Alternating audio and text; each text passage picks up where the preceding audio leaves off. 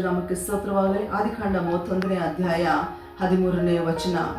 ಬೇತೇಲಿನ ನಿನಗೆ ಕಾಣಿಸಿದ ದೇವರು ನಾನೇ, ಅಲ್ಲಿ ಕಂಬದ ಮೇಲೆ ಎಣ್ಣೆ ಹೊಯ್ದು ನನಗೆ ಹರಕೆ ಮಾಡಿಕೊಂಡಿ ಅಷ್ಟೇ. ಯಾಕೋಬನು ತನ್ನ ತಂದೆಯ ಮನೆಯನ್ನು ಬಿಟ್ಟು ಹಾರಾನಿಗೆ ಹೋಗುತ್ತಿರುವಾಗ ತಾನು ಒಂದು ಹರಕೆ ಮಾಡಿಕೊಂಡನು. ಮತ್ತೆ ಕ್ಷೇಮಕರವಾಗಿ ನನ್ನ ತಂದೆ ಮನೆಗೆ ಹಿಂತಿರುಗಿ ಬಂದರೆ ನನಗಿರುವ ಎಲ್ಲಾ ಒಂದು ಆಸ್ತಿಯಲ್ಲಿ ದಶಮ ಭಾಗ ಕೊಡುತ್ತೇನೆಂದು ಹರಕೆ ಮಾಡಿಕೊಂಡನು.